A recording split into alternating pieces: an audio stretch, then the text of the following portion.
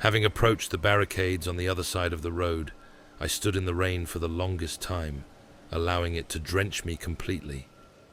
Being in no particular hurry, I wanted to enjoy the looks on their faces as I came thundering down upon them. Finally, one of the remaining soldiers noticed me and blew a puny horn, calling forth some brothers in arms. Appreciating their long-awaited arrival, I relished how great the mace felt as it crushed their skinny, foul-smelling bodies into ground meat. Letting the mace run its natural course, another one of those sickly creatures let go.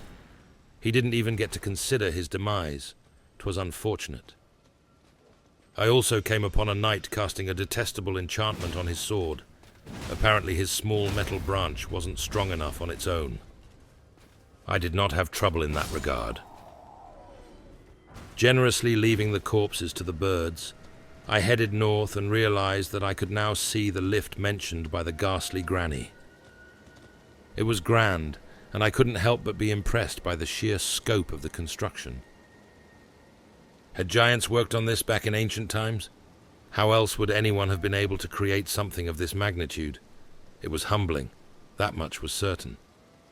As I approached the monumental stonework from so long ago, a single statue caught my attention. Who did it depict? It was different from the riders who loomed over me. Running up the enormous stairs, I crossed into a half-open space where two imposing guardians stood in front of the lift. There were also eerily large roots. They had to come from trees of unreal proportions. It was difficult to fathom, but logic dictated that this entire plateau was merely at the root level of whatever splendid trees grew far above. Surely these roots didn't come from the Erd tree itself. As I got closer, I could see how the guardians were made of stone and protected the lift with crossed weapons. It didn't work. The toothless granny spewing nonsense had been right after all. There was nothing but pitch-black emptiness on the other side, and feeling a distinct urge to drown myself in that void of tender relief, I forced myself to venture back. Coming upon an apparition on my way out of this abandoned space, I listened to its silent words and was reminded of another path leading to the capital. An ancient tunnel, hidden from sight. Oh, the joy. Going southward again on Torrent and grabbing another of those worthless golden trinkets, I tried to jump some bothersome cliffs. The only thing I actually attained by doing this was a sense of being daft. It was here that I realized how to approach that alluring area on the horizon. I had to return to the wetlands and journey west. Approaching the gust of wind, I accidentally happened to fleetingly touch the toothless crone, making her whine like an insolent child. Heading west through the swampy land of the Academy, Torrent finally led me to more rocky terrain. On solid ground again, we found yet another map and a site of grace. Within minutes I was approaching an ancient ruin. Not really feeling like having tedious confrontations in the shade of a bygone culture, there sadly seemed to be no other way. And yes, as was the custom in the lands between, these ruins were indeed haunted. Hitting one of the rude sorcerers revealed, by happy chance, a hidden entrance leading underground to a shimmering wall. In the dank basement, I came upon a particularly nasty creature I had encountered once before, and avoided. With good reason, I might add, for it was horrendous and frightening, shrieking foul curses with the face of a disfigured mortal and a spidery body composed of twisted human limbs. The finger-loving grannies and this toxic creature would make a well-matched beast with two backs.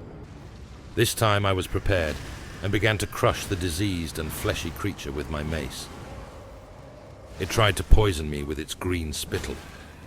That did not, however, diminish the delight I felt after each meaty thud. As it failed an attempt to flee, I finally crushed the now soft and pulpy creature into bits. Leaving the messy scene behind, I found a thrusting sword in a chest at the back, cold and with a rather recognizable shape. Going outside again, I showed mercy upon a couple of sorcerers, thereby accidentally stumbling into another hidden wall. It seemed as if I, by some fortunate event, had found a passage leading north. But who was that burly gentleman? Hesitantly, I began a friendly conversation with this somber creature. I was surprised to discover that he had a charming way about him. I am E.G., a blacksmith who once served the Carian royals. Remembering what Gideon had told me about the mad sorceress of the academy and her being queen of the Carian royals, I gathered there had to be some connection. My trade on this spot. Perhaps you'd like a display? After saying goodbye to that kind-hearted and, truth be told, gentle troll, I took a moment to study the thrusting sword found in the chest. And as my eyes wandered to the eerie and wooded area leading to the mysterious fortress, I decided to try it out, even if it felt like a tiny needle. Journeying north, it turned out, wasn't entirely without issues, seeing as I was attacked within seconds by vile sorceries conjured out of the sky itself. Someone, it seemed, would rather that I died than let me explore the foreign land ahead. In the end, Torrent, along with its nimble movements and true instincts, saved me, and we eventually made it to a site of grace near the front gate.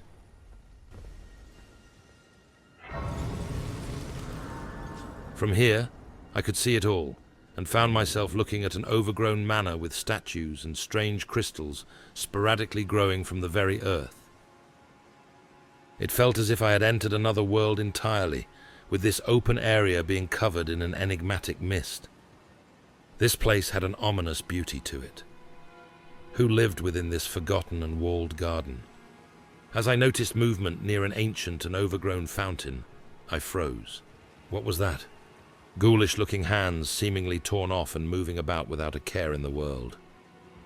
As shadows appeared in front of me, I nearly defecated on the spot as enormous cousins of those wandering hands fell on me. I retreated, threatening them with my puny needle. I hadn't expected colossal demon hands wearing jewelry, often seen on neglected merchant wives fondling whoever came within reach. Eventually I began poking them with this worthless sword. As expected, it did absolutely no harm until something peculiar happened. Frost had suddenly appeared on the creature. Though I would never use that weapon again, it had inflicted the monstrosity with icy pain. Interesting. I instantly remembered grabbing a cold wet blade back in the academy, never even experimenting with its dormant powers. Now, however, having used it on my mace, I revisited the creepy hands far too fond of unwanted touches. It felt remarkably sweet to see layers of ice spread on that disgusting creature. And thus, I continued exploring the manor, killing ghastly hands of all sizes, including the sneaky ones lying in the shadows, waiting for unassuming prey to come by. Running along what seemed to be an old road surrounded by peculiar trees, I dispatched one last demon hand, and finally arrived at an entrance. In this small chamber, listening to the unvoiced whisper of an apparition, I noticed how it mentioned someone called Rani. Where had I heard that name before? Was she not the daughter of that crazed sorceress in the academy? How marvelous.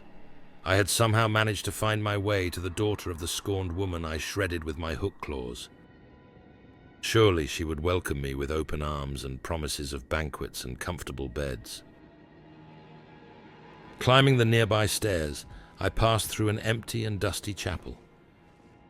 Here, fresh air came from outside, but this time I found myself walking on the top of the large walls inside the manor.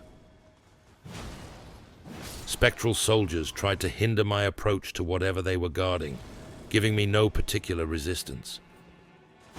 How pathetic.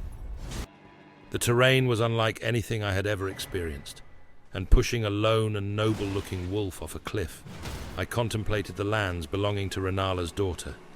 It was a strange place. Even time didn't seem to pass within its secret gardens. And as it turned out, the manor also boasted sorcerers, absurdly clad fiddlers of magic, secretly yearning for oblivion.